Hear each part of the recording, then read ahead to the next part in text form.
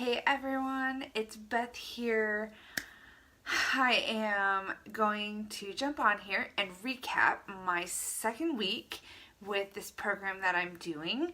It is Tuesday and I'm actually quite into week 3 now, but what I wanted to talk to you about was kind of about my timed nutrition and how reality sets in. So,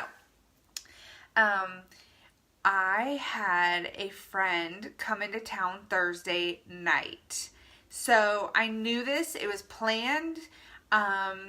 Last week, instead of taking my rest day on Sundays like I normally do, I shifted up all of my workouts so that I could have 2 rest days this weekend to spend more time with her.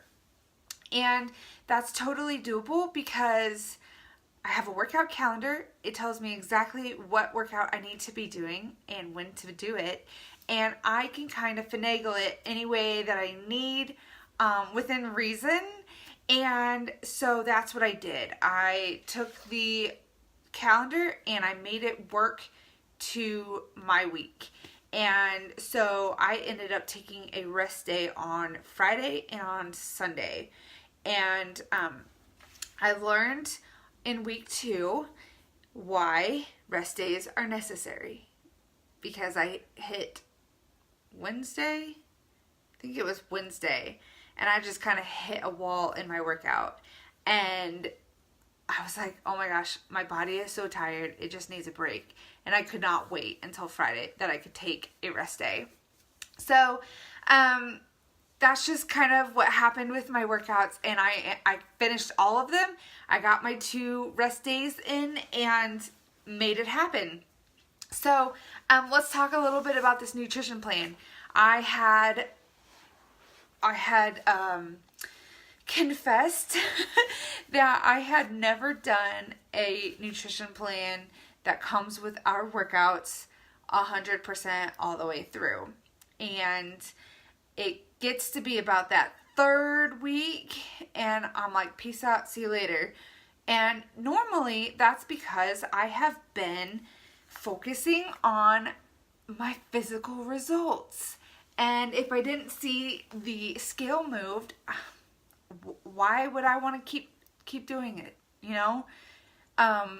So this time around I committed to doing timed nutrition and using our portion control containers and following the nutrition plan 100%. And so last week when my friend was in town, it was a little bit harder. I'm not gonna lie about that. My times on my food, on my meals, we eat every 2 to 3 hours. You have to eat specific time around your workout to help fuel your body for your workout, because these workouts are a little bit more intense than just a normal 30-minute workout that I was used to doing. And so I knew with all of this that I was going to have to kind of just rearrange and make it work. And so my philosophy from a Jesus girl is this. First of all, I went into this program with the 3 things that I talked about last week. Flexibility, I wanted to learn, and I wanted to give myself grace. And I had to do exactly that this weekend with my meals. And so I, first of all, was going to be super flexible because I did not know what we were going to be doing. I didn't know where we would be. I knew we would be away from the house, so I knew that I'd probably have to pack several meals and take with me. I knew that I was going to have to give myself grace if I couldn't make it, if I couldn't make or I couldn't eat a meal within that 3-hour window. I just knew all of this going in. And that's the one thing that I have constantly been learning about this program, is because I am a recovering perfectionist, is what I like to say. I want things done and I want them done perfectly. And sometimes I allow my fear of it not being perfect to stand in my way from even starting. And so this is just such a learning process that one incorrect step forward is better than no steps forward at all. And so I had to take that into mind. I had to really hone in on that, thinking that, okay, you can be wrong or you can mess up, but you're still moving forward and you're going to learn along the way. And so that's really what the last couple of weeks have been about. So yes, I was not perfect this weekend on my times. I packed and several different meals with me. We went out exploring one day. We went to the Science Museum one day. We were gone for long periods of time. Yesterday we went shopping and I was eating while we were shopping in the store. So I made it work for me and I tried to stick to it as close as I could. I stayed exactly on plan as far as my meals were concerned. I've had 0 cheats, 0 treats, and I'm super duper proud of that. Because let's see, we had barbecue pulled pork this weekend, we had pizza this weekend, they had macaroni and cheese this weekend, all of those yummy things that of course I would love to have eaten, but I stayed on my plan.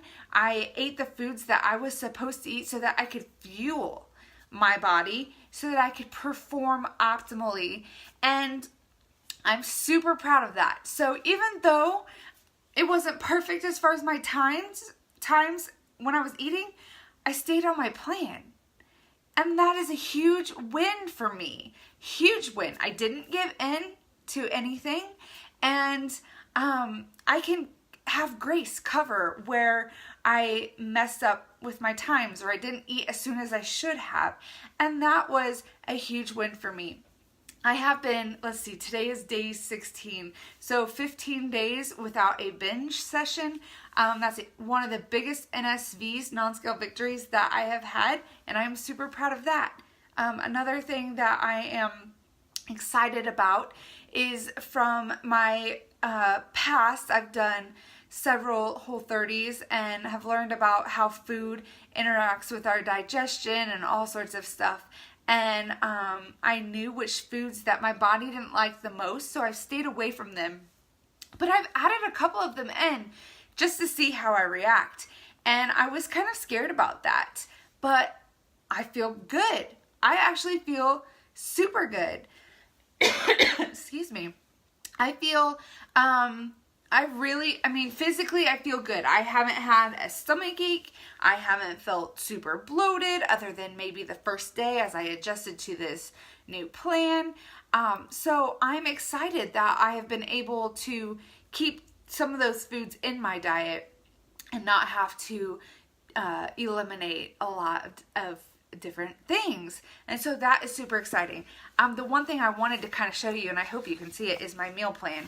I have go ahead and I plan on an Excel spreadsheet, and I do 1 week at a time, and I have it in color, but I don't have a color printer. So I just kind of have to remember my container colors with my foods. So I write it, or I type it out on an Excel spreadsheet, and then if you can tell, as I go, I make adjustments as needed.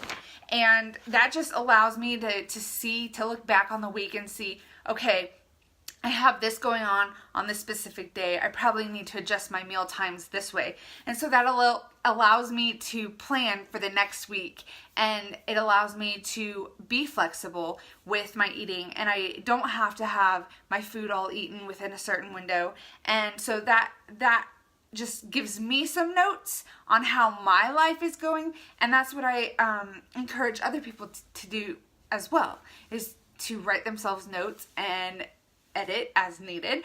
And if it didn't work out this week, then it can work out next week, things like that. It's trial and error a lot of times, but if you go in with flexibility and wanting to give yourself grace as well, that helps a lot. So overall, I am proud of what happened. I know a lot of people are a lot busier than I do, or than I am, And I know that they're making it happen for them, so I know that I can make it happen for myself when things come up. Because there is no perfect time to start a workout program. There's no perfect time where you're going to have 100% focus on your nutrition. Life happens. Things come up. People visit. Your kids get hurt. Someone's in the hospital, someone may die.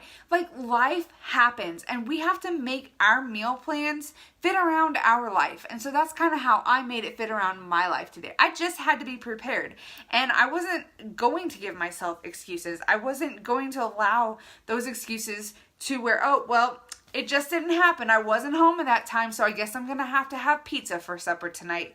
No, I planned ahead, and I tell all of my challengers, you have to plan ahead if you want to be successful. Just like you would tell your child to eat their vegetables because it's good for you. You know what? Sticking to your meal plan is good for you. And if you want the physical results, then you have to stick to that plan. You can't allow those excuses come in and ruin the progress that you have made.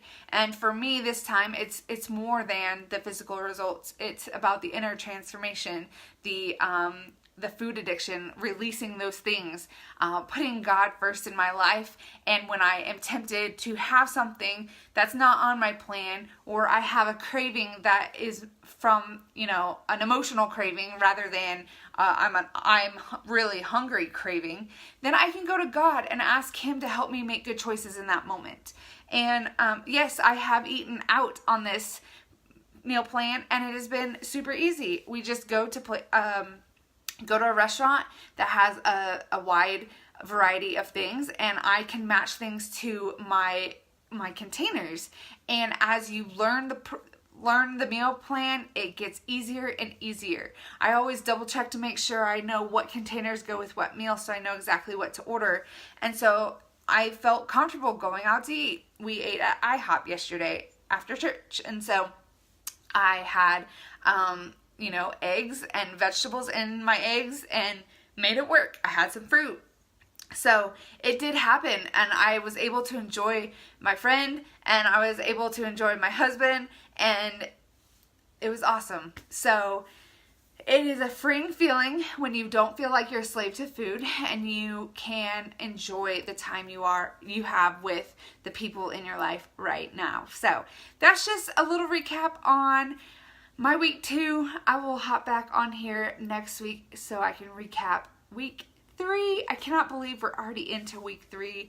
I am feeling great, and stay tuned because tonight I'm going to announce my next VIP group, and I would love to have you join me because I want you to feel this way too. And it doesn't have to be this program that I'm doing right now, but I can help you change your eating habits and get you started with a workout plan that's right for you. And I would love to have you join me. So stay tuned for that. So thank you. I hope you guys have a wonderful day, and I will talk to you later. Bye.